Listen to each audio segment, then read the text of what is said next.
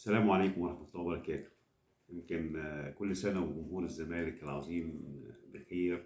113 سنة على تأسيس نادي الزمالك. زي النهاردة 5 يناير 1911 كان تأسيس أعظم نادي في الكون، أعظم نادي في إفريقيا والوطن العربي. نادي الزمالك هو نادي القرن الحقيقي. كل سنة وجمهور طيب، جمهور الزمالك الوفي المخلص اللي دايما ورا ناديه، اللي بيشكل دايما ملحمة عظيمة جدا. اللي بيحب نادي الزمالك نادي الزمالك، ما بيحبش الزمالك لما الزمالك يفوز هو معاه، لما الزمالك بيخسر هو معاه، بعكس جماهير تانية كتير جدا يعني. يمكن هنا عايز يمكن بعض الذكريات.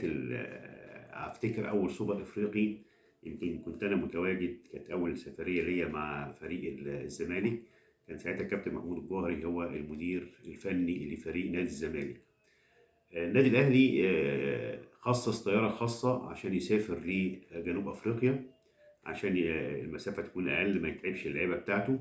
اما نادي الزمالك فيمكن سافر فيه عبر الطيران العادي. الرحله استغرقت 16 ساعه كامله، 16 ساعه متواصله من القاهره لحد جوهانسبرج. كان رئيس البعثه ساعتها الدكتور محمد عامر، وكان متواجد مع في هذه المباراة الدكتور عبد المنعم عمارة، كان ساعتها رئيس المجلس الأعلى للشباب والرياضة، وكان اللواء حرب الدهشوري. يمكن من الذكريات الجميلة جدا إني فوجئنا هناك إن في جماهير من جنوب أفريقيا أو ناس من جنوب أفريقيا بيشجعوا نادي الزمالك. كان ساعتها كابتن سمير السيد كان هو المدير الإداري. افتكر كويس جدا ان هو كان جايب معاه مجموعه كبيره جدا من قمصان نادي الزمالك او فنانات نادي الزمالك، ووزعها على الجماهير دي، وتواجدت في المدرجات لتشجيع نادي الزمالك في هذه المباراه. الزمالك طبعا حقق الفوز طبعا 1-0 في هذه المباراه بهدف ايمن منصور، اللي اطلق عليه حتى ايمن سوبر او ايمن السوبر، نسبه للهدف اللي هو حققه دوت.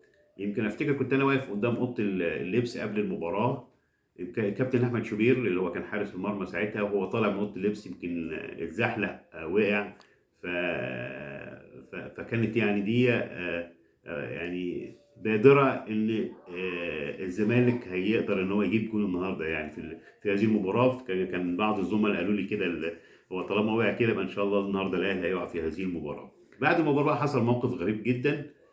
يمكن حصل اجتماع في الفندق اللي كان فيه نادي الزمالك، كان موجود فيه الدكتور عبد المنعم عماره واللواء حرب الدهشوري، وكانوا جايين عشان يهنوا نادي الزمالك. ساعتها الدكتور عبد المنعم عماره اقترح اني عشان ده اول سوبر ان يتم اقتسام المكافاه اللي هيحصل عليها نادي الزمالك من وزاره الشباب والرياضه ما بين الاهلي وما بين الزمالك. ساعتها حصل اعتراض كتير جدا من الدكتور محمد عامر والمسؤولين عن البعثه في نادي الزمالك، رفضوا تماما حته اقسام الفرق للزمالك، وهو اللي فاز بالبطوله، وهو اللي كان احق طبعا بالمكافاه. بالمناسبه برضه كان في هذه الرحله بتاع الزمالك بالذات، كانت مسافر مع فريق الزمالك مجموعه كبيره جدا من النقاد الرياضيين الكبار جدا. كان اتذكر الكابتن حمدي النحاس، الاستاذ حمدي النحاس، الاستاذ محي الدين فكري، الاستاذ محمود معروف، الاستاذ جمال الزهيري، كان محمد سيف، كان